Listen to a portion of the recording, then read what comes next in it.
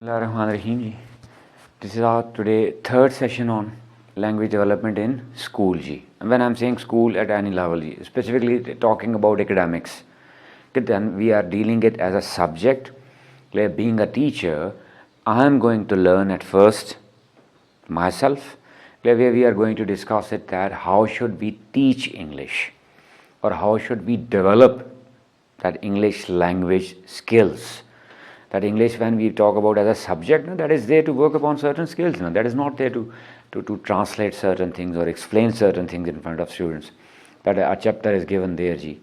A teacher is translating it or a teacher is interpreting it, elaborating it, and the children are getting the ideas out of it. No, that's not. That could be a purpose, secondary purpose. But primary concern is to develop what their language, English language subject is there to develop their Basically, I am saying that primarily their language development. In that, a short recap of the previously we discussed what the role of clear main verbs, action words, helping verb and verb in a sentence structure. That whenever we want to develop, specifically we are here talking about what English language development.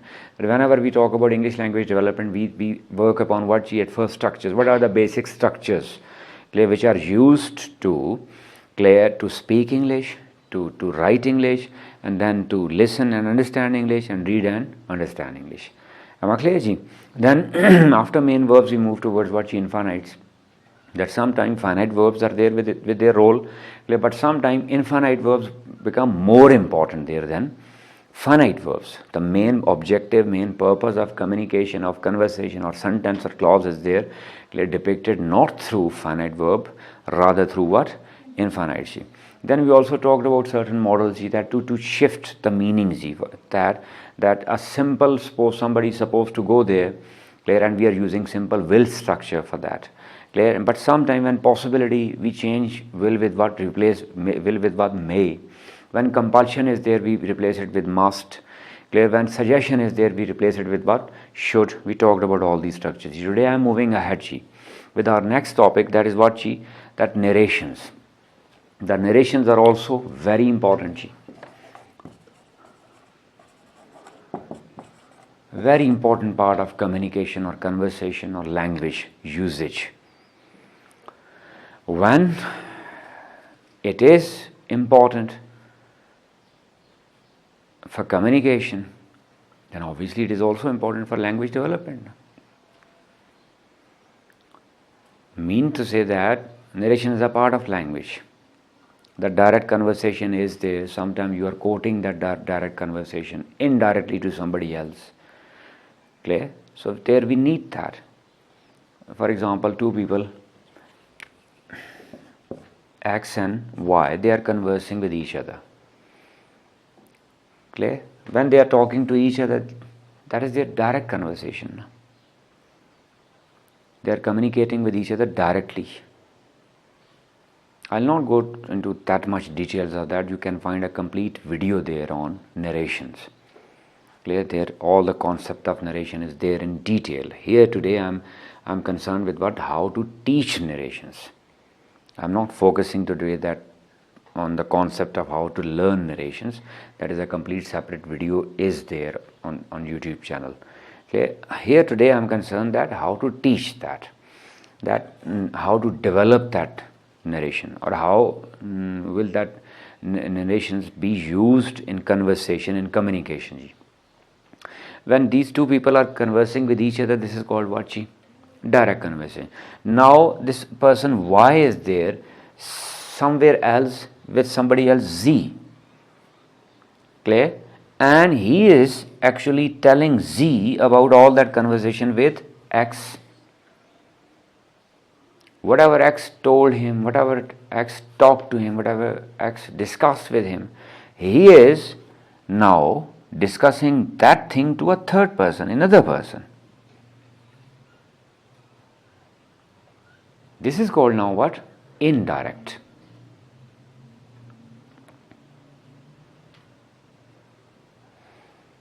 Simply, for example, when I am talking to you, when I am discussing something with you, you are facing me. This is called what? Direct. Later on you go home, clear? And whatever we discussed here, You discuss the same thing there with somebody else. Obviously, you will quote me that he said so, he told us so, he discussed this thing. So, will that be direct conversation or indirect? Are you getting my point? So that in conversation, when I'm saying a conversation, so conversation is a very important part of communication. Conversation is a very important part of language. And in that conversation specifically, that which sort of conversation? Indirect conversation. Clear? Specifically in spoken form. In written form, the usage of commas, inverted commas can clarify that whether somebody is referring to some direct quote or not. But what about spoken? Clear? In spoken, obviously, it can lead to certain confusions now. For example, if I am telling you, Ji, I'll not be available tomorrow. I'll not be here tomorrow. For example, I'll not be here tomorrow, Ji. I told you this. And you are conveying this message to others that he said that I'll not be here tomorrow. This can lead to misunderstanding, na?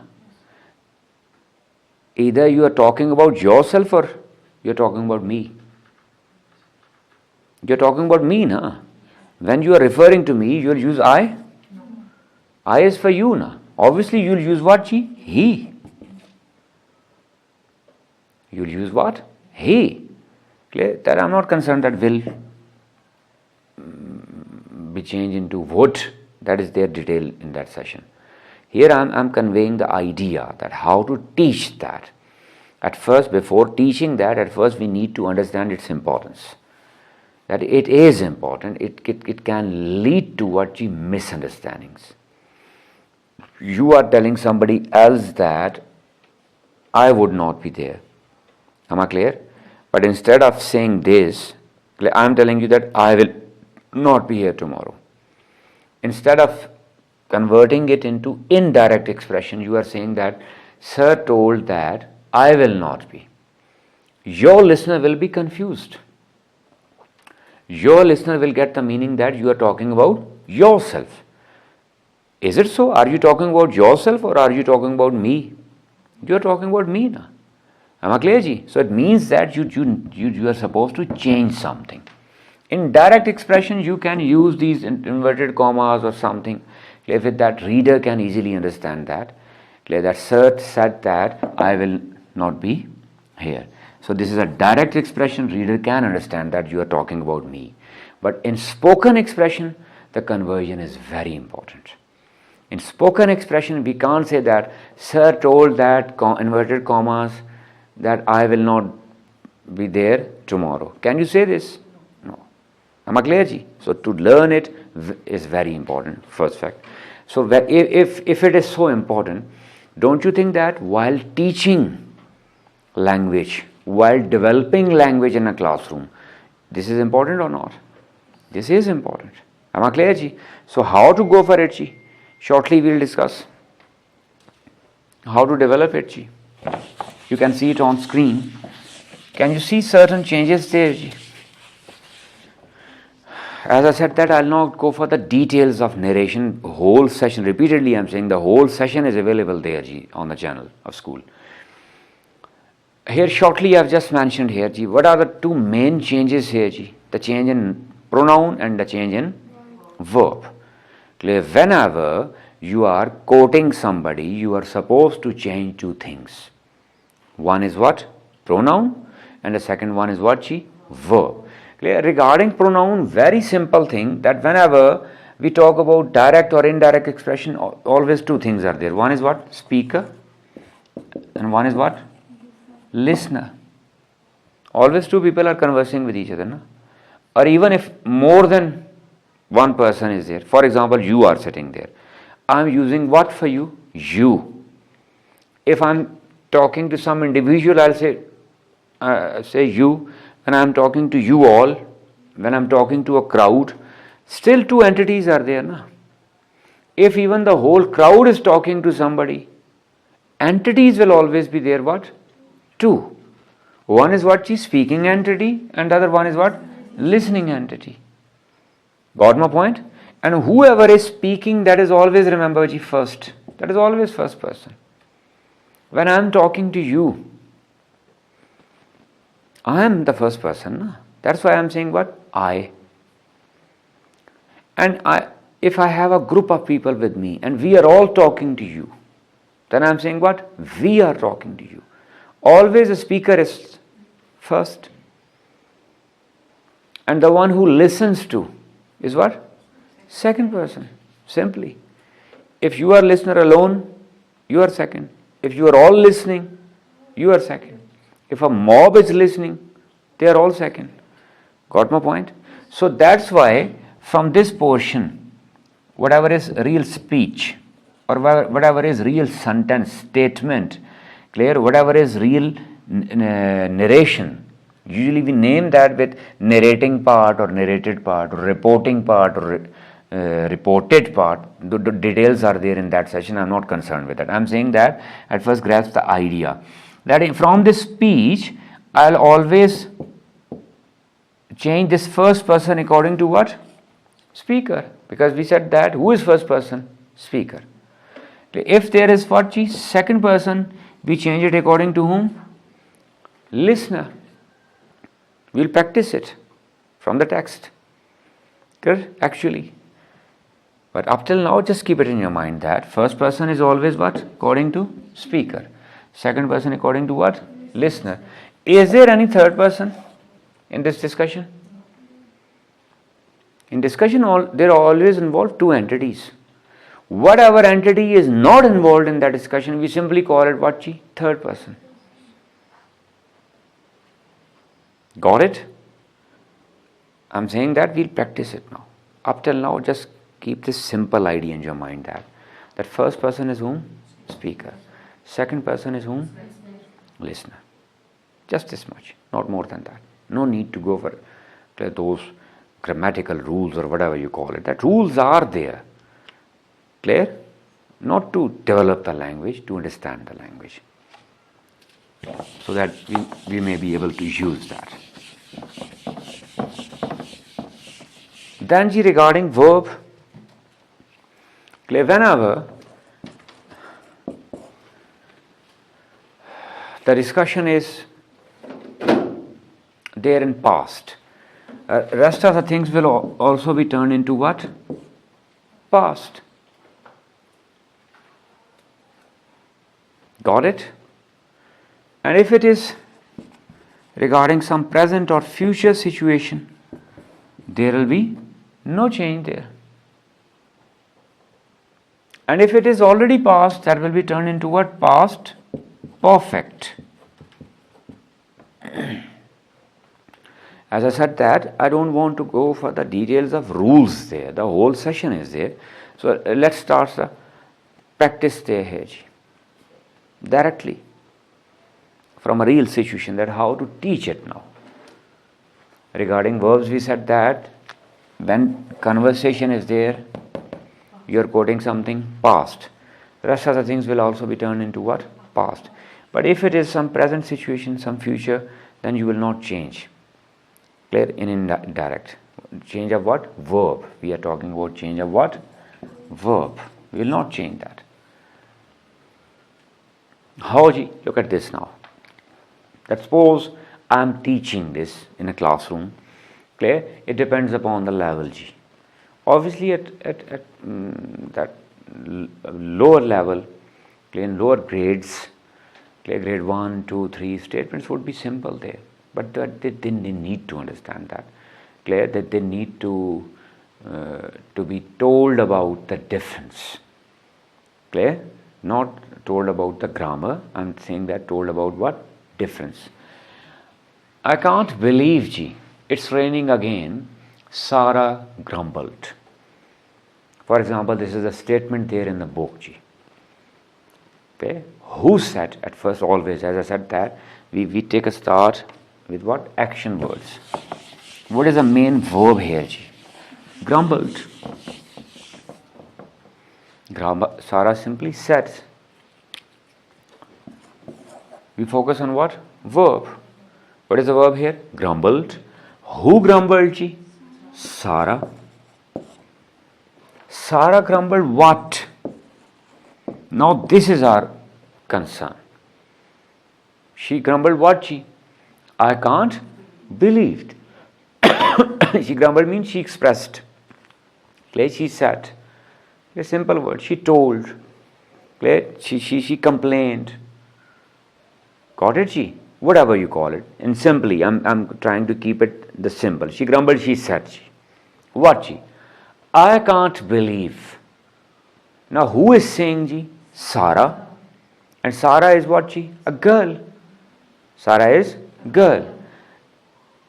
If you are saying that I can't believe, are you talking about yourself? No. You are talking about whom? Sarah. So it would be turned into what? She. As I said, na, that always that first person, she used what? I. First person is according to what? She? Speaker. And who is the speaker? Sarah. And Sarah is a girl. For her I use what? She pronoun? She. Even if I'm saying that Sarah can't believe, it's correct.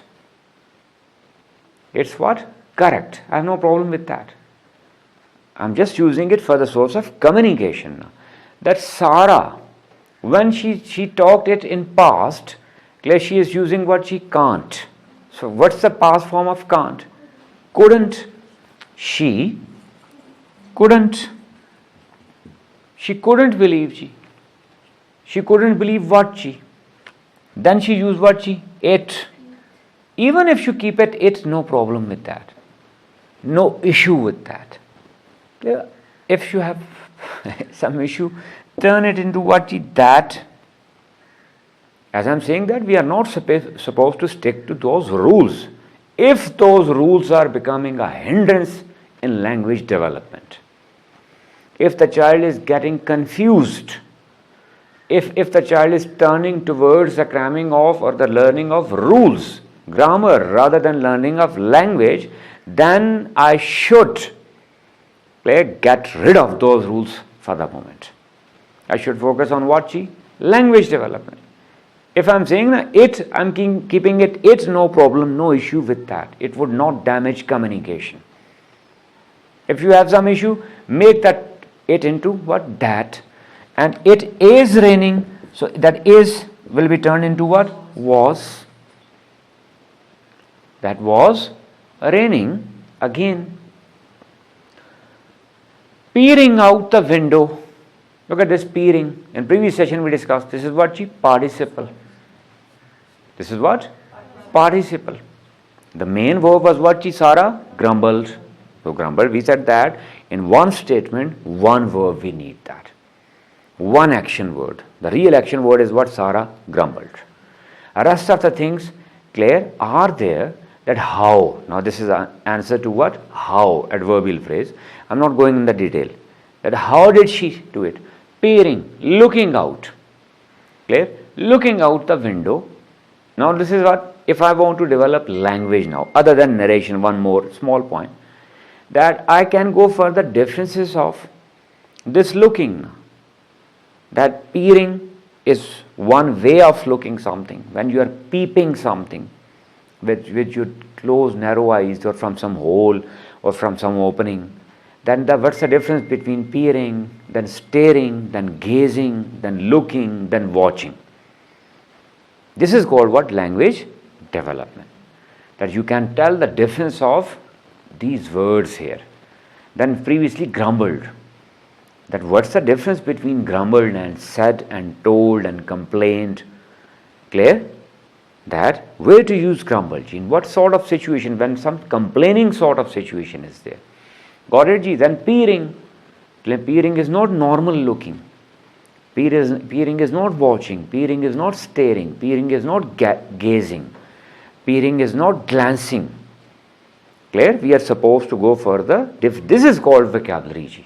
Not that word meaning. I'm just giving the meaning of peering, ji. This is not enough. I should go for the difference, ji. Why are these different words? These are all used for what? To watch something, to see something. But there is a difference of seeing now. When I'm peeping through something, peeping out something, that is peering. window. I was really looking forward to going for a walk. She added. Look at this now. Did I stop here? I was really looking forward to going for a walk? No. At first, I tried to grasp what ji, the main verb. What is the main verb here, ji? She added. She added. She wrote something? No. She spoke something? Yes. So added in a meaning of what? She spoke further. She spoke further. What she? I was. Now I am supposed to turn that I into what? She. And was is already was now. If I keep it was, it's okay with that. Are you getting my point? That if I am saying she was, it is okay with that. Clear? She was really looking. We said now wherever there is past, that past is turned into what she past? Perfect. What is past structure? Now, can you recall first session where we said what she? To know about the main verbs, to know about the main structure of language is very important. In English language structure is based upon what she? Helping verb and verb. There we discussed what she was looking. Ji. Looking forward. Clear? So this is already past now. According to rules, we say that past has turned into what? Past? Perfect. So she had been looking. I am saying that if she was looking, I am keeping it was looking, this is also correct. Because it's conveying the meaning. You are communicating the sense. Clear? According to me, if you are turning into what she had been looking, clear, it can damage meaning. So it's better to keep it what? Past. Are you getting my point? Because this past is what she was looking for a time being now. And she had been looking, it is adding what she for a long time now. So in that sense, do you think that should we change this into in this one? No. This one is what? Wrong. Because this one is for long time. And this one is for that specific time. So to keep she was looking is correct. Let it be there like as it is there. She was looking forward, ji. Look at this now. Looking forward. After that, very interesting infinitive is there, ji. What is it? Looking forward. This is language development, ji. Looking forward. I am not translating it, make it clear. Clear? I am not concerned with the translation here. I am concerned with the development of language. When language is developed, it is automatically translated. Few days back, somebody asked me a question. Sir, what about that question in exam, board exam, that translate? When you know the language, you automatically translate the language now. When I am developing language, so indirectly I am also developing what? Translating ability. For example, language development is huge task. And to translate, using that language ability to translate something is one task. I am saying that to do the whole thing. And you are demanding what you to go for what? Just what? Translating. Let me clarify. Sorry. I just got it. Language development is, for example, this much. Clear? One task is when your language is good, number one, you are able to translate. Another task is you are able to write. Number three, you are able to read and understand. Clear? I am not saying just translate. I am saying what? Comprehend. Then number four, you are able to what? Speak. And what speak? Just meaningless speech? No. Meaningful, impressive speech. I am saying that when you develop the language, you grasp all these skills. And you are asking me, sir, leave all these skills, just focus on what? Translation. And even that translation, you are doing this translation? No. You are asking the teacher to translate it for you. Teacher is translating it for you. What are you doing then? If I start translating it and I am not developing your language skills, then what are you doing? You are just listening to a translation. You are developing what? Your listening ability of what? Listening to what? Translation. Am I clear, ji? So make it with due respect. That our purpose is not to translate. Our purpose is to develop translating ability. The skill of translating something. The skill of comprehending something. The skill of understanding something.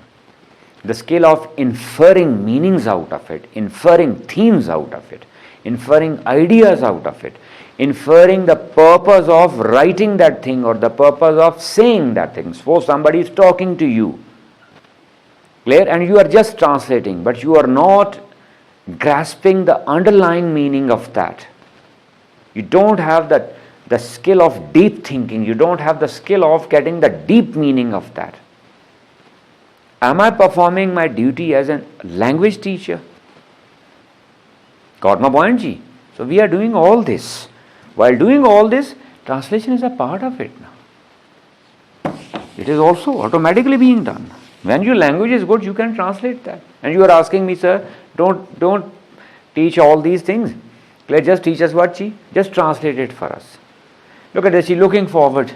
While doing this, I'm just translating ji, that she was looking forward, but she was waiting. She was what? Waiting ji. No. And very important thing here, another one ji. Looking forward to going. Look at this now. To going. Previously you studied what ji?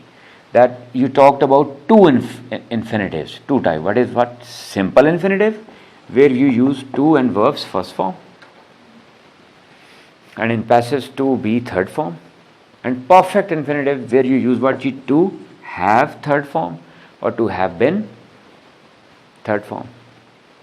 These were two types of infinitives, no? Simple infinitive and perfect infinitives.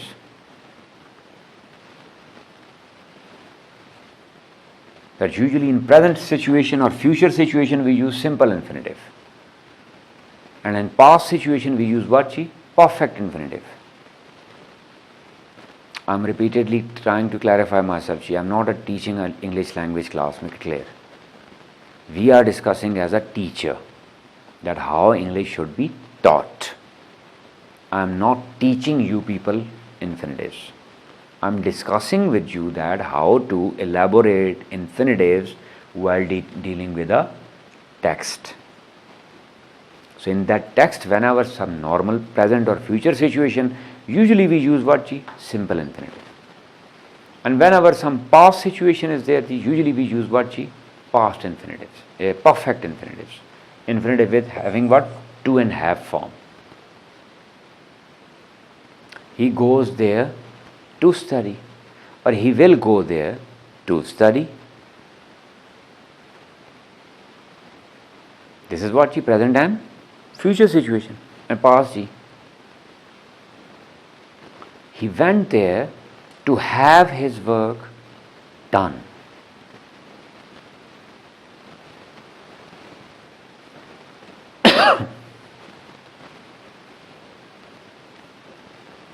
Got it? This is what?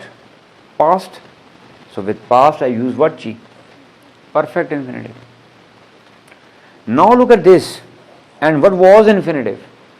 If you could recall in the previous session, what did I say?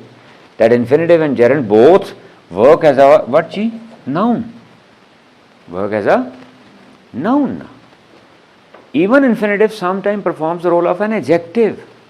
Sometimes infinitive performs the role of an adverb.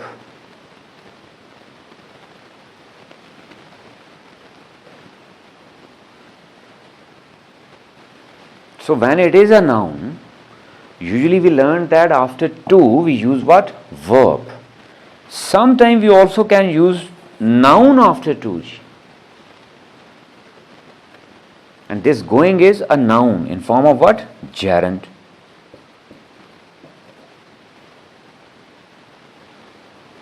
It's a noun.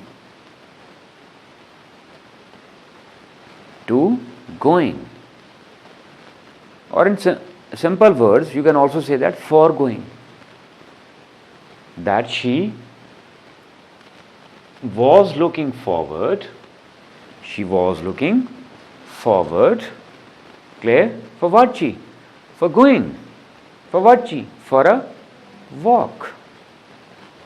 For a walk. Got my point, chi? That she wanted to go out. She wanted to go out for a walk, but it was raining outside. That's why she grumbled. Now, do you need to consult dictionary here? So you can infer the meanings from the context that grumbled is what? Complained. Or said something in a complaining mode. In a complaining mode, or in an angry mode, in a sullen mode.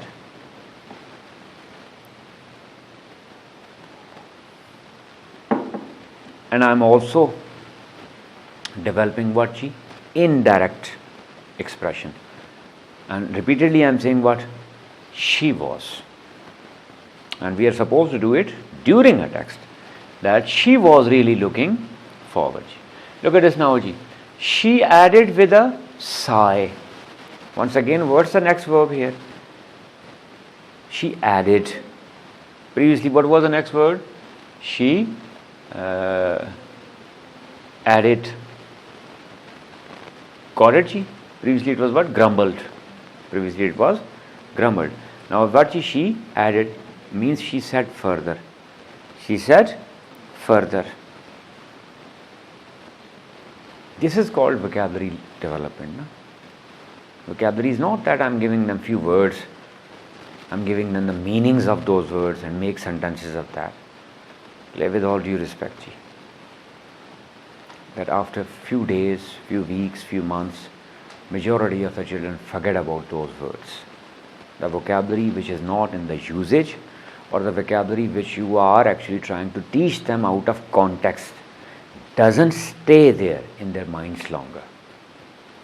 And the vocabulary which is actually extracted from a real-time situation, from a text, from a context, that vocabulary stays there.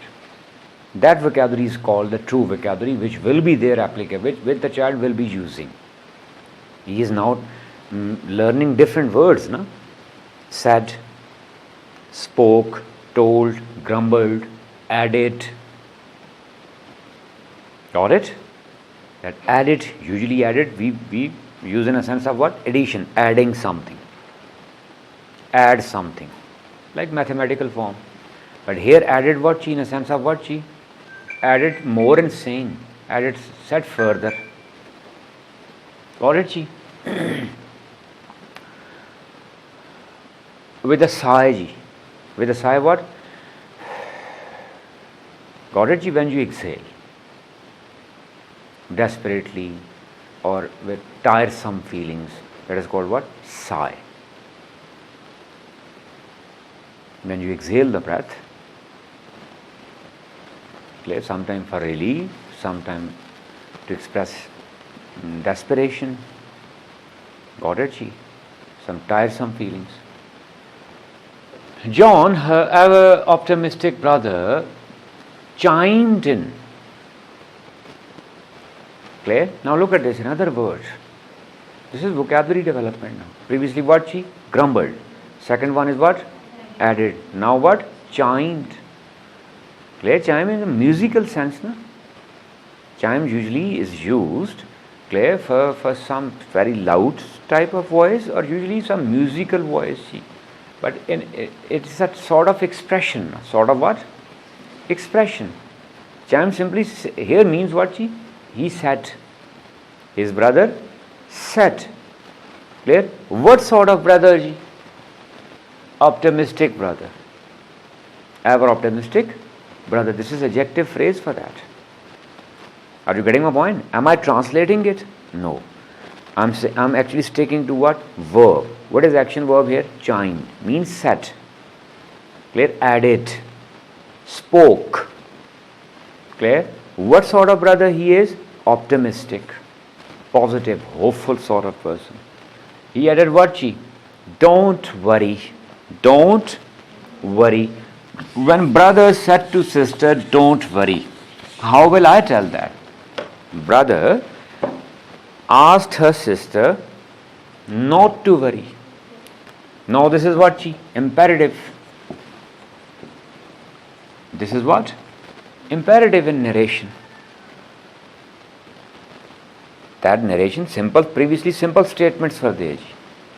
Now, what sort of sentence this is? What sort of statement this is? Imperative. And usually in imperative and direct expression, we use verbs first form, or we use what? Don't, if it is negative, or we use what? Never. As I'm saying that I'm not teaching you rules here. The rules are there in that complete session. And in indirect expression, we can simply use that word chi. If it is positive, then with to and the same verb first form. And if it is not negative, not to verbs first form. Or never to first form. If it is active situation. If it is what? Active situation. And if it is passive situation, then to be third form.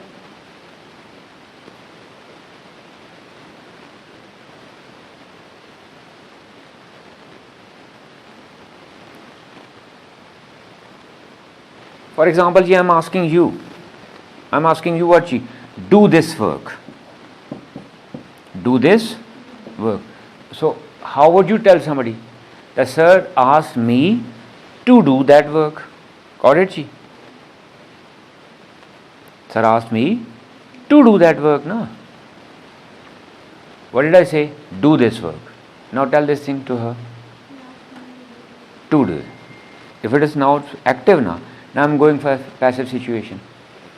Get the things done. Clear? So that get is there what? Be form. Get is a be form there. Clear? Get the things done. He asked me for the things to be done, or he asked me to get the things done. Are you getting a point? He asked me about the things to be done. That is a passive situation, indirect expression. Or he asked me to get the things done. So be or get both are used here in passive situations. In both direct expression and in indirect expression.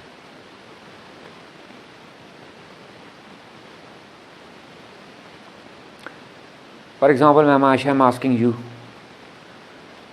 directly that write it down. This is what for you, na? This is active situation, write it down. And you are supposed to do it yourself. And if I am asking you that, get the things written by her. Get the things written by her. Got it? This is what? Passive situation. You are getting confused. Look at this, ji. Let the door be open. Pakistani example. Let the door be open, ji. Got it? Now, get the door be open. Instead of let, we use what? Get. Polish the shoes. This is what? Polish it yourself. And when I am saying that, get the shoes be polished. And sometimes in spoken we skip be. Like get the shoes polished or get the shoes be polished. Got it? That's what I am saying. Get it written or get it be written. So in that we add what? Simply to. We add what? To. And if it is negative, we add what? Not to or never to. And sometime another we also add few other words. For example, I am suggesting you something. That sir suggested me that I should do it. That instead of to, sometime we add what? Chi? Should. Sometime we add what? Chi? Must. If it is compulsion, we can also use the have to, had to, must. Got my point? An indirect expression. Direct expression I am using what? this one. Open the door. In indirect expression, I am using word she. Sir asked me to open the door. Yes, sir suggested me that I should open the door. Sir asked me that I must open the door. It depends upon the situation. No? If it is compulsion, then what she? I must she. But I had to open the door. I should open the door. All these are what she? Indirect expressions. And what was the direct expression? Verb first form, or don't, or never. Are you noticing the variety about which I am concerned all the time? Okay, we are supposed to give that variety here. Now look, apply it here. Ji. Don't worry. Don't worry. If you want to express it in normal mode, in what? Normal mode. You will say what, Ji? That brother suggested her, the brother asked her sister, brother asked Sarah not to worry. Not to worry. It depends upon situation, na? And if you are bringing suggestive mode in that, then what would you say? Brother suggested Sarah that she should not worry. That she should not worry.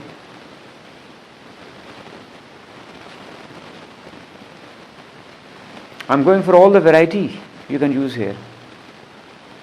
She must not worry. She didn't have to worry. She didn't have to worry.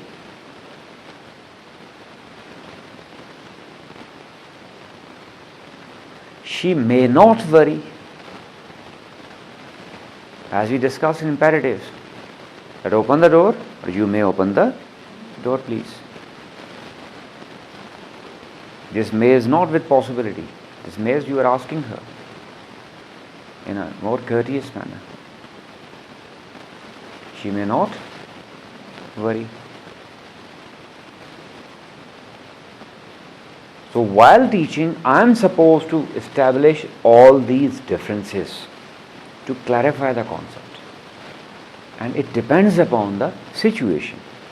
It depends upon the context of that. It depends upon the speaker and depends upon the listener, and it depends upon the environment around him. If brother is suggesting, you can simply add that. And we made our students learn by heart, that whenever it is there, you are supposed to go for it. Just fix this one. You change this one to this one. Change this one to this one. We don't change it. We use it according to situation. If situation is suggestive, then I can say that brother suggested sister that she should not worry. Am I clear? If it's very that he is emphasizing more on that, he can simply say that she didn't have to worry. She didn't have to worry because there is no compulsion. Going out for a walk, is it a compulsion?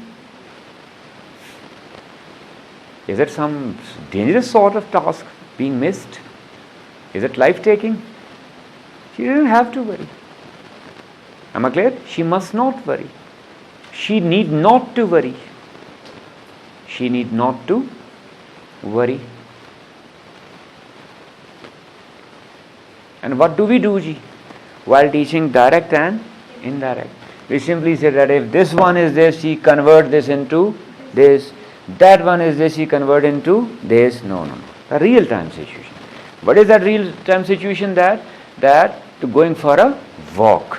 So going for a walk is not a compulsion. So you can use all these expressions, and all these expressions are what? Correct. I may repeat that. Need not to go. Need not to worry. Clear? Not to worry. Need not to worry. Should not worry. May not worry. Didn't have to worry. We can use all these situations here. Depending upon, once again I am saying that speaker and listener, their state of mind, their environment, and the situation there. We can play. Now who is we here? They both. According to rule, we saying what? First person is what? Speaker. Who is speaker here? Brother. Clear? And when brother is referring to their plural form. So what would be the plural form of brother? Singular form of brother is what? He. Plural form is what? They. Now they both joined together. Now brother and sister. So simply, am I supposed to cram it, learn it by heart? Or am I supposed to go for it for what? From real time situation. That we can play board. Means that they could play board. Can turn into what? Could. They could play board games instead. That instead of going outside, instead of going for a walk, they could stay inside the house and they could play what? Board. He is giving her another option. That she shouldn't be desperate. What Sarah replied. Then Sarah responded to that. This was a proposal by what? Brother. Proposal by brother. Sarah replied, that sounds like a good idea. What is the main action here now? Replied way basically. Past, na? Then next action is what? Sounds. Sounds, look at this now. Another once again vocabulary. This is the true vocabulary. That it looks. Clear? It seems, it appears, it sounds. All these are different expressions for one thing, one task, but in different ways.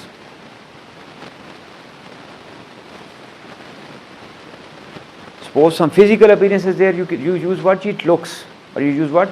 It seems. This is what? Stative verb, copula. We discussed it there. Copula, stative verb. The verb having no action. The other verbs are called dynamic verbs. Huh? This is what? Stative verb. This is a sort of verb that has no action. Seems, looks, tastes, smells, feels. These are all stative verbs. But here specifically I am focusing on what? Sort of vocabulary development. But in what sense? That the variety of words, the appropriateness of words, the choice of selection or the selection of words, clear, which affects communication and which must be taught in a language development process, in a language teaching process. What was simple, ji? That when somebody is talking to you now, and you are listening to it, then you say, what? That sounds good. It can also be called that appeals. That appeals. When you are watching at something, then you say, what? That seems good. That looks good. In some other situation, you say, what? It feels good. That feels good. Then suppose somebody is solacing you. You are in trouble, you are stressed. Am I clear? And somebody is using what? Solacing words for you. Satisfying or supportive words. But then what do you say? That feels good now. That feels good now. Now the idea was conveyed. That's why she used what? Sounds good. Now being a language instructor, language teacher, it's my duty to tell about all these differences. Not just translation. That translate and move ahead. Clear? It could be their assignment that go for the differences of all these words, that why did she use that sounds? She could have used what? That seems, that looks, that appeals, that feels. Am I clear, ji? That sounds. What, ji? Like a good idea. So here simply that sounded. Sounds will be turned into what, ji? Past. That she replied to her brother that sounded good to her. That sounded good to her. That sounded good idea. What is next, she? As they settled down with the game. And when did she say so? When? This is a response to what? When? When did she say so? when they settle down with the game. On one hand, they are settling down for what she board game. And while settling down, she said that seemed a good idea, or that sounded a good idea to her. It means that she accepted that idea. Am I clear? And this is in a response to what? When. Adverbial phrase, adverbial clause, sorry. They settled down. They settled down.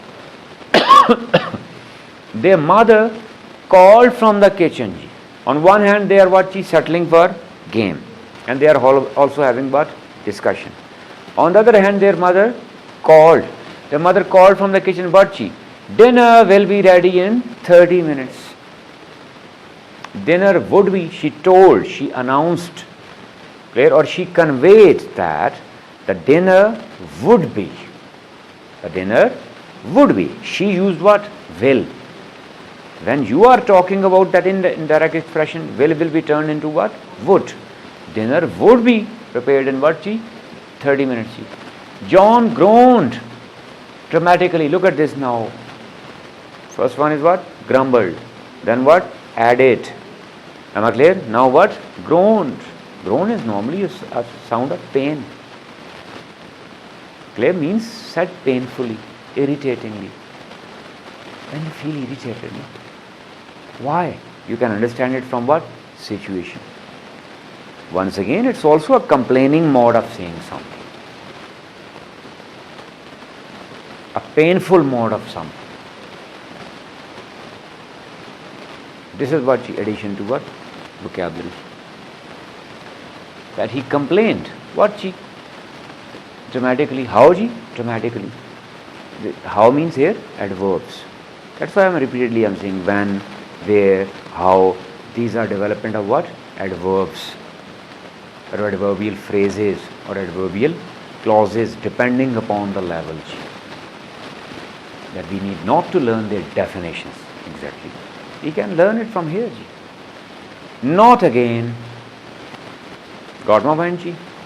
It shouldn't be again. Or it shouldn't have been again. Now simply ask you that. Now talking about your rules, you people teach that this thing is indirect turned into indirect. Not again, change it in indirect. Respected teachers, scholars, change it. No? What would you say? Not again.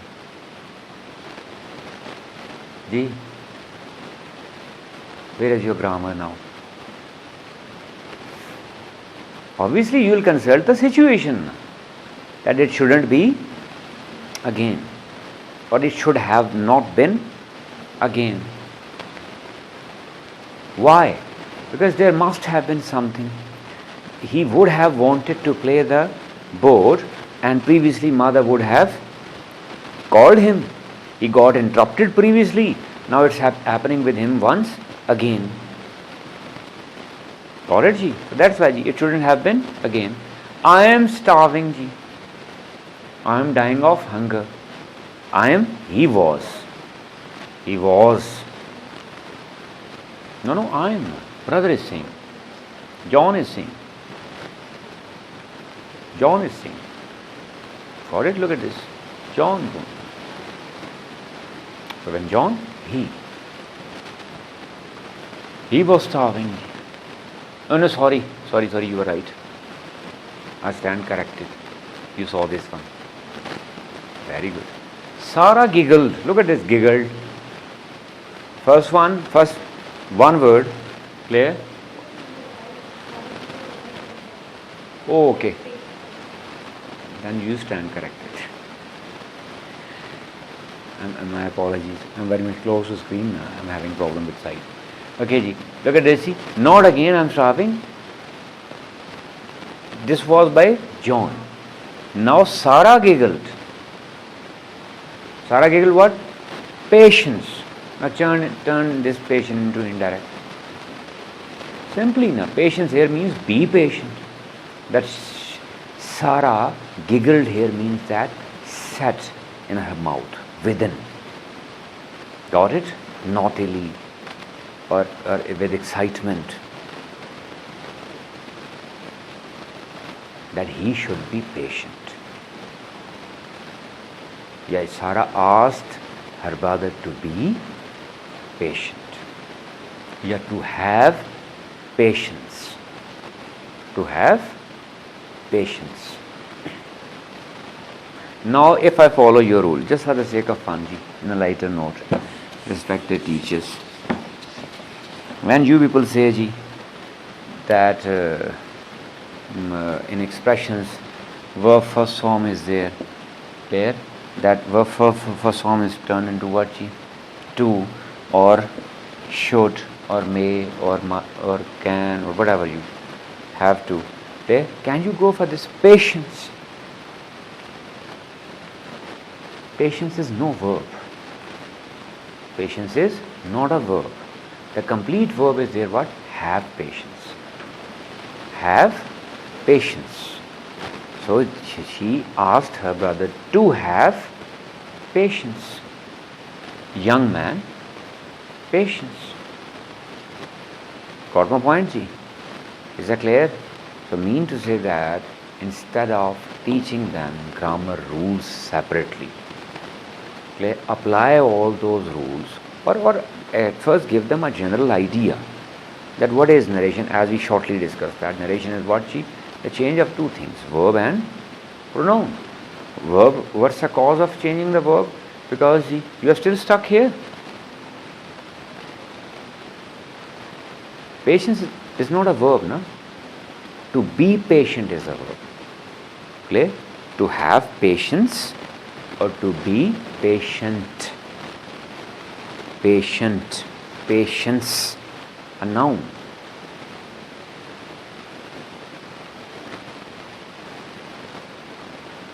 So you need some verb, because to say something you need a verb, no? Got it? Otherwise it's just utterance, no? It's an utterance, conversational modern, it's an utterance. To make that utterance a complete sentence, you need what? Verb. You can add it in two ways. See? To be patient or you to have patience. As we say, have patience. As we say, wait. To have patience, directly have patience. So how would you tell her that? What did I say? Sir asked me to have patience. Got it? I am asking you directly what? Have patience. And you are telling her that sir asked me to have patience. Yeah, I should have patience. Got it, ji? Or in another word, ji, I am saying be patient. Be patient. Now what would you say? That sir asked me to be patient. Or sir suggested me that I should be patient. Got it, ji? Now you people will go for play another taxi practically. You are supposed to go for all these structures of narrations.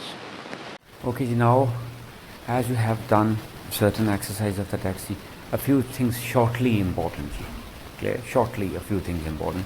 As you are watching there on screen, that after dinner their father suggested that certain statements mean to say that needed to be explained there in that text on spot. Separately, usually we do what? We teach grammar separately. Later on, when we are dealing with certain text or with certain piece of language, we don't make them practice it there. This causes what? Confusion, or this causes what? Failure. Failure of what? In achieving the target. And what is the real target? Language development. That's why even after studying for 12 years compulsory English, 14 years compulsory English, they can't speak well, they can't write well.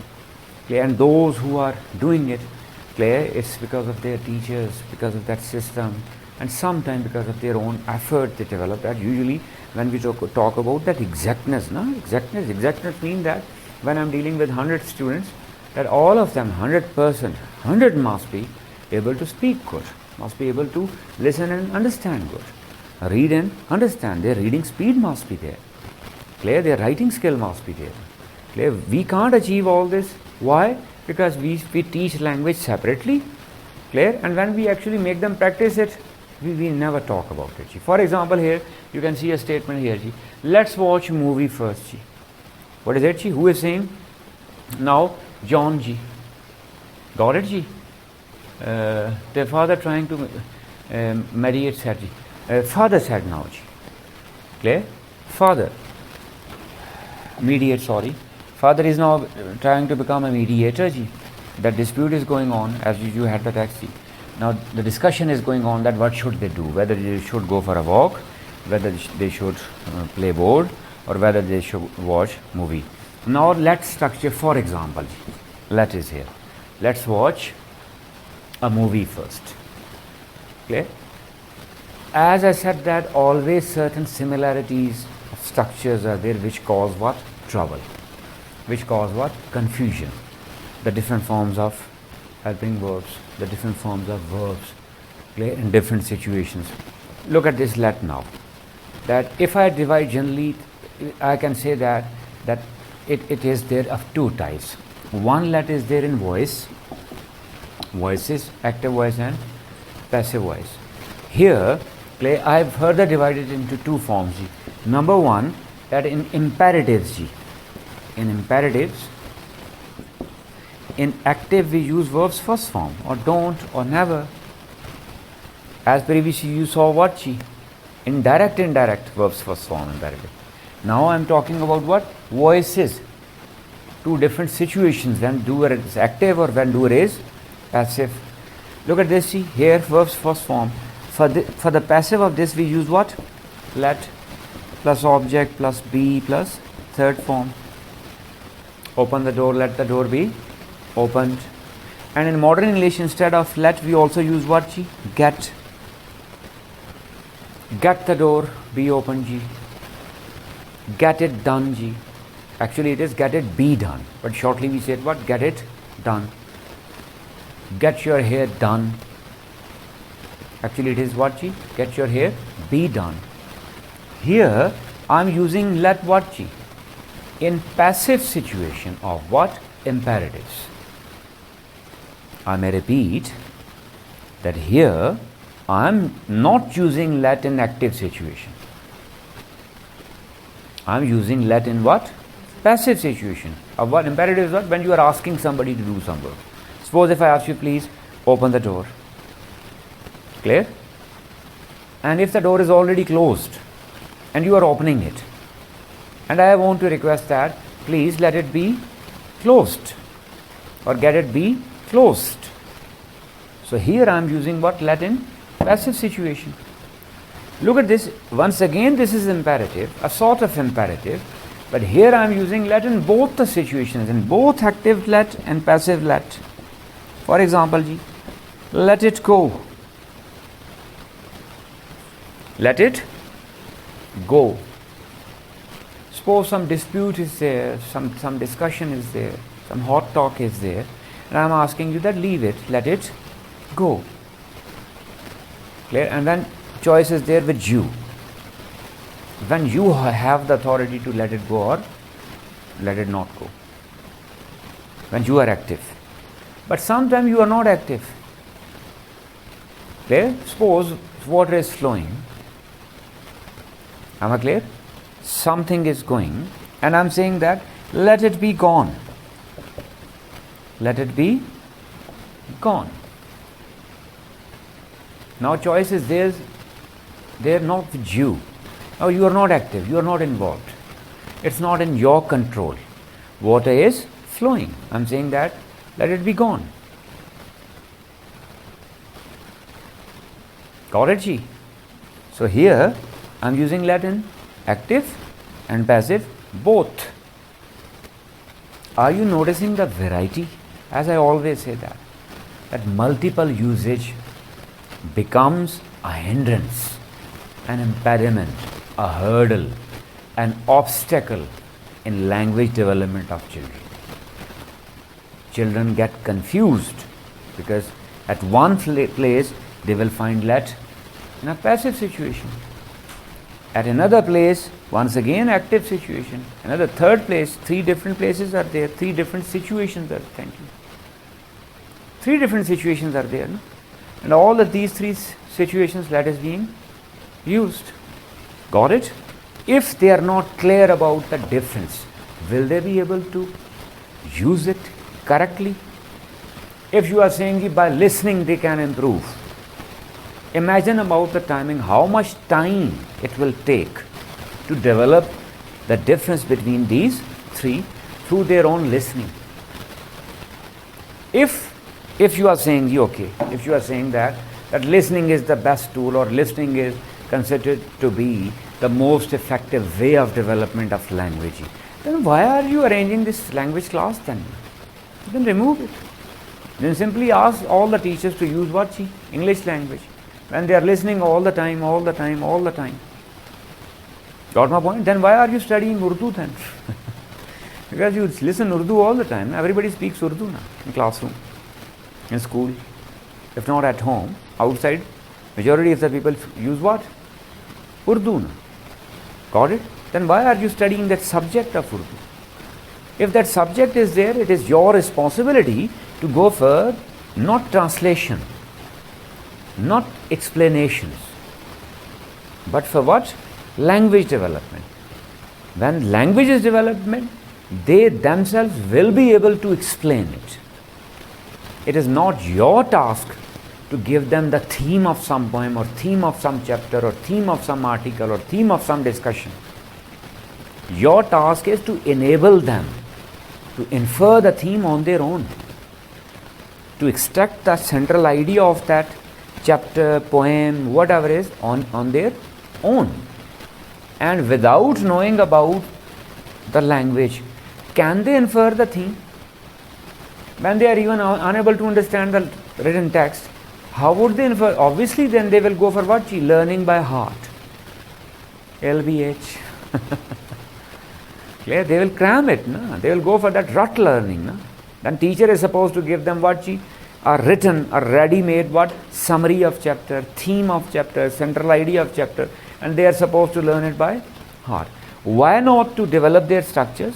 When their structures are developed, clear, they can easily understand the written material or spoken material. After listening or after reading something, they will comprehend on their own, and after that, the real thing, the real task is what? The expression. Then they will be able to express it in written way in exam, or then they will be able to speak it whenever it is needed, when the structures, the difference of structures is clear. Another one here, look at this now. In narration, let is also there, as it is here. I got it from here. Look at this. I am explaining this structure of let from where? From your given text. Got it? You people gave me this text. Got it my point? Mean to say that text is there somewhere in newspaper. Text is there in book. Where text is there in novel. Even something is there when you are listening to something. Let is there. In narration, 2 types of let is there. One, suggestive. This let is turned into what? Should.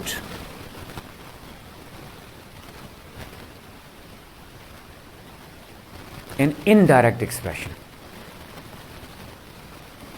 And make it very clear that in indirect expression, it can lead to what? Disastrous type of misunderstandings if we are not converting that direct expression into indirect while quoting it. Clear? This can lead to what I am saying? Disastrous type of what? Misunderstandings. I am talking about myself and you are quoting that. I am saying that I will not come, and you are saying that sir told me that I would not come.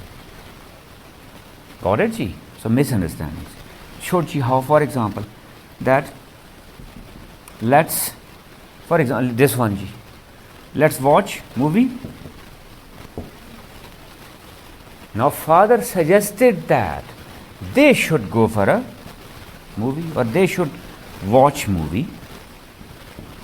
They should watch movie. This one is what? Suggestive let. Am I using let here in indirect expression? No.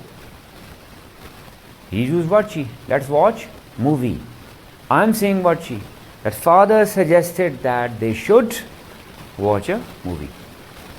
Is there any sign of let in indirect expression? No. Second one is what she? Non-suggestive let she. Once again it is there in direct expression, let. But in indirect expression, what to do with that? We make this let, or we turn this let into what she? To let. If it is negative, let not to, or not to let. You can use it in either way. For example, let me study. Let me study.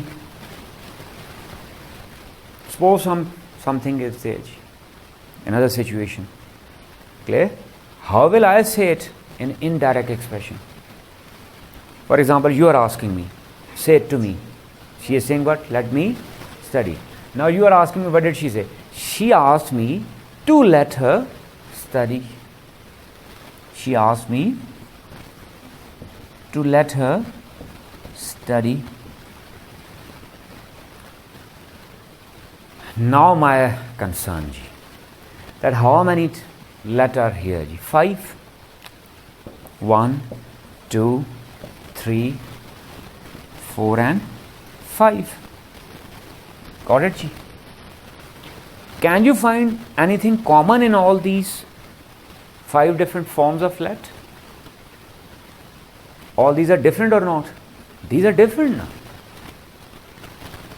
Is there any situation common among them? These are all different, no? So, to use them properly, don't you think that I need to learn it first? That where to use this first let, where to use this second let, where to use this third let, fourth let. 5 types are there, as I had been talking about it. That if is there, is third, is ing, is being third. Would is there, the different usages of would. May is there, different usage of may. Instead of when somebody is sick, instead of saying that may you live long, you are saying mistakenly you may live long. That can cause trouble or not? Trouble of what? See, minimum that misunderstanding. That you are not communicating properly, and language is a tool of what? Communication. Previous session we had on what? Communication skills. Everybody is saying skills. You don't have language. Clear? Language is not there and you are working on what? Your skill. For that communication skill, at first you need what? Correct language. When your language is correct, half of the communication, or I must say that all of the communication is already done. When you are using choice of word, we discussed that. When you are using appropriate word for that. When you are using appropriate structure for that. When you know that which let is to be used where. Got it, Ji? So what is the proper way, Ji? For language development. Don't forget about the main session we are conducting. Our main purpose here today is to learn what? That how to develop language. So their language development is through this. I got this let here. Now I am supposed to give them the differences according to their level. According to their level. In grade 1, I can't go for the differences of all these 5 lets at a time. But at least minimum I can tell them that let is also used for allowance, sometimes for suggestion and sometimes for allowance, permission. That if I divide let into 2 main forms, clear, one let is for suggestion and one let is for allowance, permission. Let me go, this is what? Allowance. Got it? Let's go for a walk, this is not allowance, this is what? Suggestion. Clear? I can at least make them, if not give them the idea, make them practice different examples of allowance, permission and suggestion through different examples. Got my point, Ji? Clear? One thing more, Ji. I just want to highlight, Ji, final in this regarding narration. Questions, for example, Ji, very important. That while doing something, okay, that while reading some text, while dealing with some text. Suppose if a question is there that I'm just going for indirect expression. She asked me if I was feeling well, or if I'm not feeling well, if I wanted to go. Look at this now. I'm dealing with certain text. A few days back in the classroom I got this line. Look at this now. If is here or not, I'm taking it in a reverse way now. From indirect expression to direct. Sometime in text you get what? Direct expression. Here we had been practicing all what? Direct expression. Sometime it is there what? Indirect expression. Now this is what indirect expression. If is also, if I talk about if sometime is used for conditional statements. When we talk about zero conditional, first conditional, second conditional, third conditional, you're all teachers, you know. If you work hard, you will succeed. If you worked hard, you would succeed. If you had worked hard, you would have succeeded. In all these three situations, clear? If is what? Conditional. And if I'm not teaching, if I'm not instructing the students, the difference between this if conditional and second one is if what for questions, will they be able to interpret this statement? This can lead to a confusion, na? That if is conditional or interrogative. This if is what? Interrogative. This is not conditional. Ma'am Aisha, this is conditional or interrogative? Ma'am Neelam, interrogative. Got my point? But when you at first look at the statement in a text, clear? That's it causes confusion. You are a teacher. I am talking about children. They are learners. They are supposed to be told about the differences. That here this if is not conditional. This if is what? Interrogative. Clear? Why? Because in narration, that questions are of two types. One are called WH questions or one are called yes no question. When I'm saying yes no question, normally beginning with what? Helping verbs. Clear? Okay, if you please ask me that regarding my health. Ask me. Regarding this my plan. No. I'm not G. Clear? Do you want to go? She asked me what? Do you want to go? Am I clear? And now I am telling you that she asked me that look at this now. Am I starting it in the helping verb or not? Number one thing. Secondly, talking about semantics meaning wise. Is this a yes no question or not? Yes no question means that where you can simply go for one word answer yes or no. Clear? So yes or this is a yes no question. In yes no question, clear, we actually turn that into what? If or whether. If, clear, for you she is talking to me now. I, clear, want is what? Present now. I turned this present into what? Past. If I wanted to go. Are you noticing a huge difference between direct expression and indirect expression? When she asked, what did she say? Do you want to go? And when I am telling you, clear, look at the difference of these two statements. Unless I make them practice it through text in real time situation, clear, there is no use of teaching them separate direct and indirect narrations or whatever rules. Alright, ji? that she asked me if I wanted to go. In WH questions it remains the same. Okay, for example, if she is asking me where I have been, where have you been? Where have you been? She asked me this one. And in indirect, where remains what? WH question remain what? Same. As I said earlier, that I am not going into the details of the rules of narration. Already a separate complete session is there, where I am discussing that how to teach it. I am supposed to give them the differences of if here in indirect expression, and then if conditional. That this if is not conditional. Conditional is that when one statement is becoming a condition of some other result. Can you find any condition here? Can you find any result to that condition? No. It means that this if is not conditional. Then this if is what? Interrogative. Got it, G? And in case of what, G? Then WH, where I had been. I had been. I'm not going into the detail that how question turns into statement. I'm just concerned with what, G? Variety of if.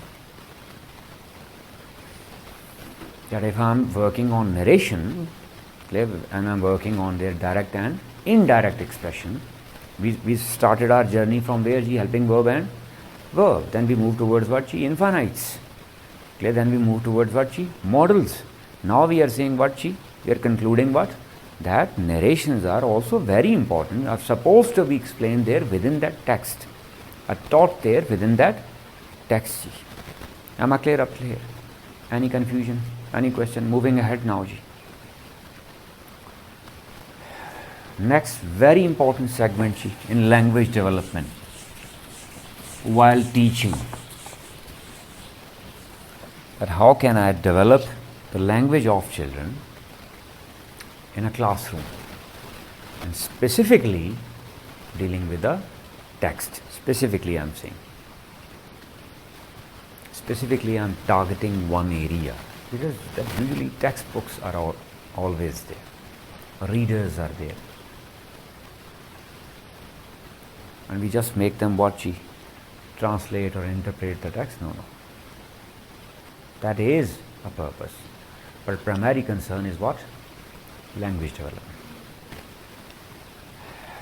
Then talking about a noun. Okay.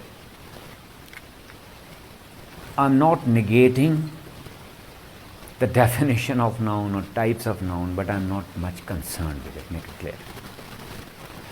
I'm saying that I'm not negating. Clear? But I'm not concerned with that.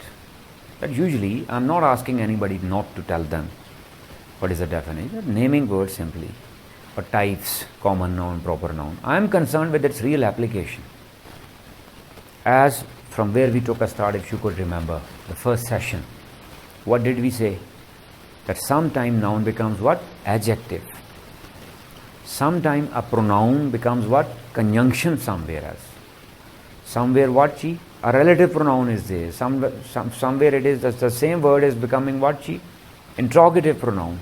Who are you? This is what? Interrogative pronoun.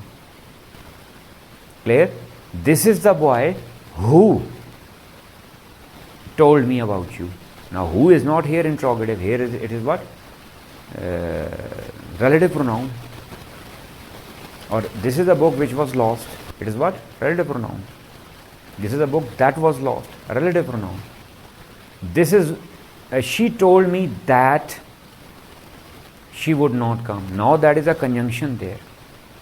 Mean to say that one word can be there with different roles in different situations. Whatever is becoming a noun, clear, can be there an adjective somewhere else. Whatever is becoming a pronoun, can be there some conjunction, clear, can be there some adjective somewhere else, and even sometimes adverb somewhere else.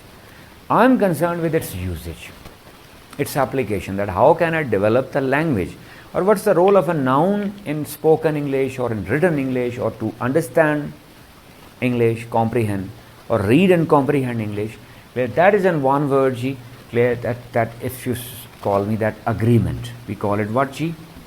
Agreement. But basically, in language development or in structure development or in sentence development, the role of a noun is what? Agreement. Agreement on the base of what, G? Noun number. On the base of what? Noun number. As you can see it on screen, G.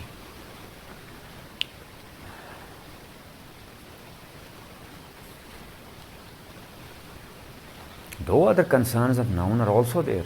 For example, noun gender, noun case. I'll shortly discuss that. But major concern in what the language development, in sentence development, in structure development is what? Noun number. If I want to speak or if I want to understand, clear? Noun number is important. And noun number is what? Simply in one word, singular or plural. That in simple words, when your noun is singular, clear, verb will also be singular, pronoun will also be singular. Sometimes even conjunction is also affected by it. Even I am saying conjunction relies upon the number of noun in certain cases. And if noun is plural, verb is also plural, pronoun will also be plural. For example, simple example, Ali is doing, as we said earlier, his work. Ali is doing his work. Look at this now. Is there because of singular subject. Ali. His is there because subject is what? Singular. If I am making it plural, people are doing their work.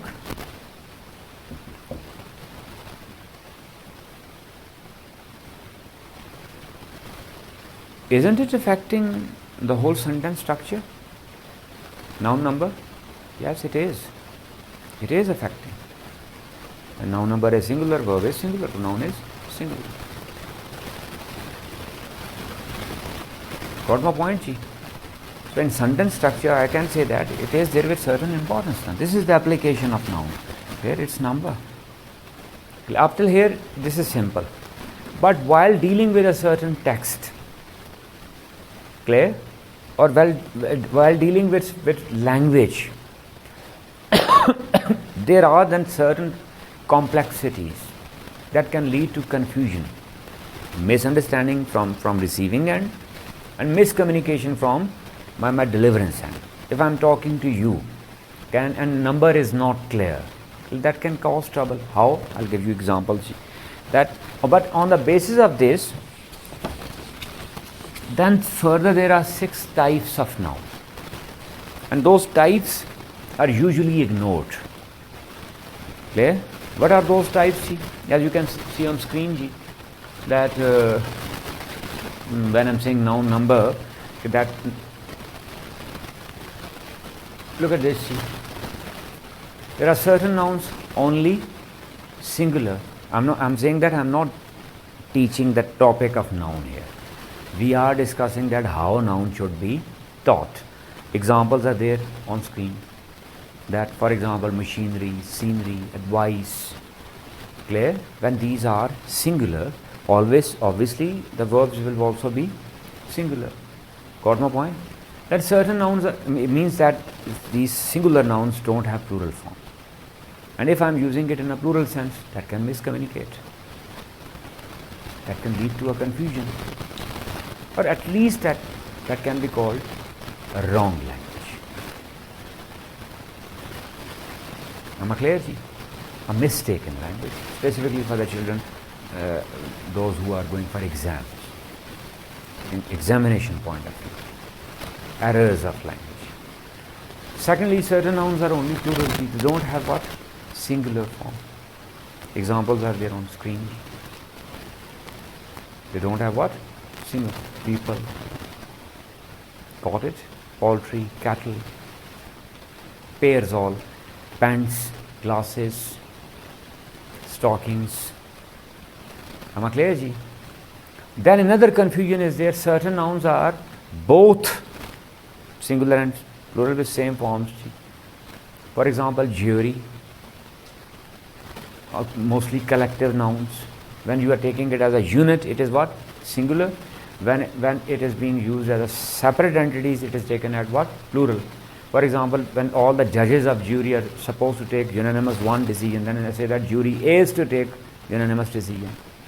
And when all the judges are supposed to take different decisions, then I'll say what? Jury are taking their separate decisions. They are issuing orders. They are giving their verdicts, decrees. Got it? Then on the other hand, another thing, for example, if I talk about pain, pain in body, I can never say pains. But on the other hand, when I'm talking about pain as a tension, stress, then I'll always say what? Pains. He takes pains of his studies. Got my point? When I'm saying wages, if it is in a sense of reward, it is singular. Wages of sin is hell. It is reward. But on the other hand, when wages is, I'm using it as what? In form of what? Salary. Wages. His wages are very low. I'm not teaching that topic of noun here, make it very clear. But don't you think that we are supposed to highlight these things? This is called the real vocabulary. Now, when I'm dealing with the vocabulary in a certain text, what is that vocabulary? Sometimes it is noun, sometimes it is pronoun, sometimes it is adjective, adverb, clear verb. Main vocabulary is what? Nouns and action words. No? As we discussed there in language development in preschool. Our main vocabulary is what? Nouns and action words. But other than that, clear? That certain all other words are also vocabulary. Vocabulary means that how to use that. It doesn't only mean to know about the meanings of that. The real thing is how to use that. When I'm saying wages of sin is hell, I must know that wages is hell. When I'm saying his wages are low, then I must know that here wages are referring to what? Not reward, salary. Got my point? That what's the difference between means being taken as singular in sense of what? Money, and means being taken as a plural in sense of what? Resources. Clear? We must know about all these differences. And after that, we must also teach the students, the children, the difference of all these things. Clear? Within a text. The next category, certain nouns seem singular, but they are plural. Police are coming. Police are doing their job. Am I clear, ji? Apparently it seems singular, but it is plural. But on the other hand, another type is there, ji, where nouns seem plural, but actually they are all singulars. For example, measles are spreading is wrong. Measles is spreading is correct. Am I clear, ji? And finally, ji, that sometime noun number gets affected by certain addition with that. Sixth type you can see on screen. When I am adding something with what? Noun. Where to add what thing? Specifically regarding countable nouns and uncountable nouns. We just teach them what? Common noun, proper noun, abstract noun, fla noun. Clear? Then countable noun and uncountable noun. Even at intermediate level, I have seen that students are not clear about the difference between countable and uncountable. They think that whatever can be counted is countable, and whatever is not countable. Countable, the noun that can have a plural form in English language.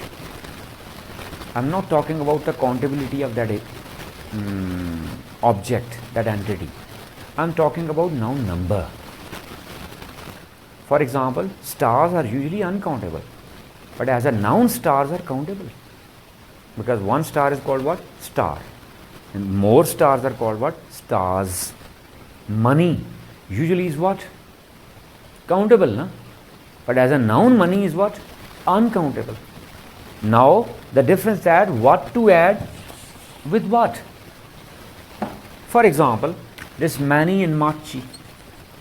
Usually in textbooks, in written material, much is there, many is there. That with countable I'll use what? Many. There are many boys in classroom. There are many chairs. There is much water. I have much work to do. Look at this work. I can't say that I have many works to do. I have much work to do. But on the other hand, when I'm saying the work as what? Some pieces of literature, art, books. I've studied many works of Shakespeare. In that case, I can use many. When work means work, it is always singular. But when work means factories, books, then it is what? It can be plural. For example, you see in a PWD, works department. I have studied many works of Shakespeare. This is language development. They must know about the difference, that where to use many and where to use much. With work, I am saying that I have much work to do. I can't say that I have many works to do. Got it, ji? Then their second, third degree, ji, more and most. I am having both. Then difference between the usage of much, far much, then very, to, where to use very, where to use to. Am I clear, ji? Here I am talking about the usage of this one much with what? Noun. But sometimes it is used as an adverb. That is also an entity. In adverbs we will discuss. But just to give you an idea that here much is becoming what? An adjective. It is becoming what? An adjective. Because whatever you add something with noun, it becomes what? Adjective, no? But sometimes it becomes what? An adverb. As you usually say, no? This house is much too big for you. This house is much too big for you. There much is adverb. He is much experienced. I can't say that he is very experienced. The movie is very interesting. I can't say that the movie is much interesting.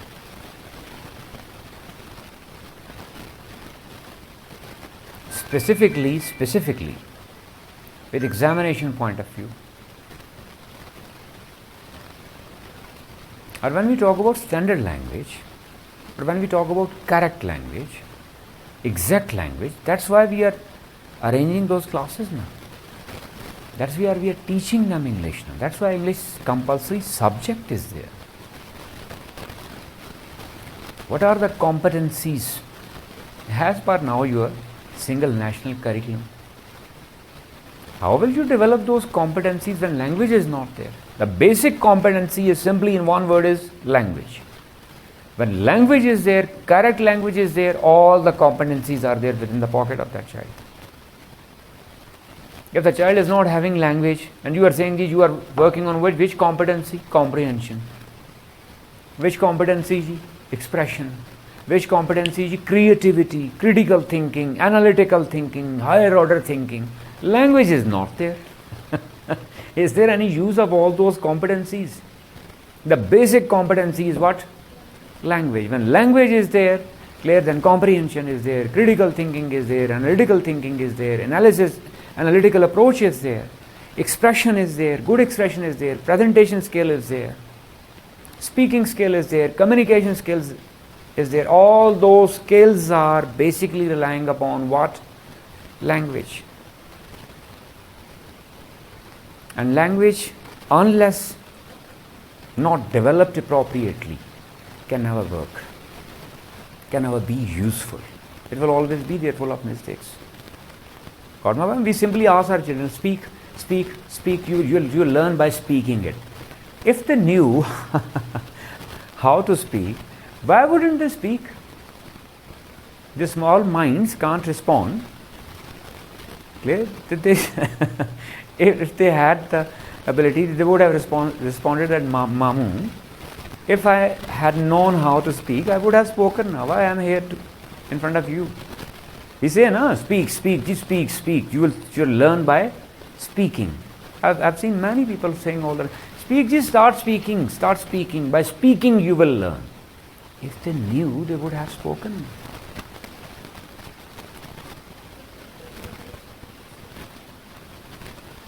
Got my point? Simply that at first what we are supposed to do. We are supposed to develop what? All these aspects of language. That in noun, they must know that what's the role of noun there. They must know that with noun, when you are adding something, even now adjective, you are teaching them adjectives. Clear? Now look at this. Another very interesting point. Ma'am Aisha taught them what she? Adjective. Clear? Definition of adjective. When you are qualifying, modifying, clear? Simplifying, edifying, odifying, otherifying of noun, that is called what? Adjective. But you are ignoring the fact that previously in adjectives you have already talked about what the difference between countable and uncountable. Will that adjective be of any use for them? They'll simply consider that you are defining something. These are some definable objects. But when you are actually linking it with what? Noun. Here we are discussing what? Noun. But in noun we are adding what? See that? Because this adjective is relying upon the number of noun. No? When we talk about countable and uncountable noun, this is what? Noun, number. Here adjective is relying upon what? Noun, number. So in this case you can also that previously as we mentioned, no, that noun is basically used for agreement. For agreement. In that you added what? That noun agree with verb, with pronoun. Here in this case you can also that noun sometime also needs agreement with what? Adjective. Much agrees with what? Uncountable noun. And many agrees with what? Countable nouns. A few agrees with what? Countable nouns. A little agrees with what? Uncountable nouns. There are a few boys in the class.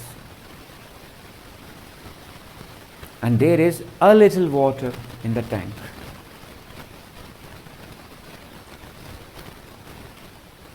I need a little help. I can't say that I need a few help. Got it?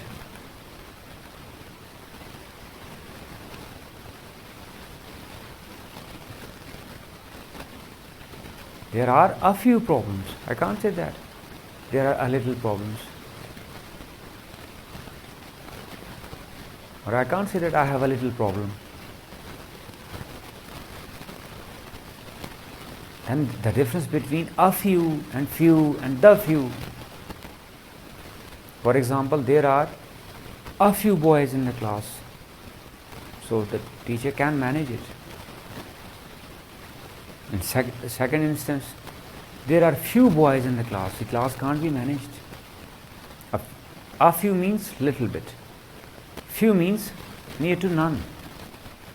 And the few boys who were there in the class fled away. Now that there is a difference between few, a few and the few. Here you change meanings of your conversation, communication, not through your verb, not through your action words, not through anything else, just through what? Your adjectives. And these adjectives are varying, different because of noun, number. So mean to say that the building of your whole communication in this case is relying upon noun, number. Look at this, I am repeating these three examples. I have a little money. I can hand you over. I have little money. My apologies. I can't hand you. I can't help you out. And in third instance, the little money I had was lost. Now you are getting the difference of these three statements through what verb? Through what? A little, little and the little. And this a little, little and the little is because of what? Noun, number. Otherwise you would have used what? G? A few now. Or otherwise you wouldn't have used anything. Why are you using a little, little and the little here? Because of noun, number. And noun number is what? Here, this is what? Uncountable, no? And uncountable is always what? Singular. They don't have any plural form. Am I clear up here, ji? Got my point? That's all for today, ji. We'll inshallah next move ahead. What are the other important aspects?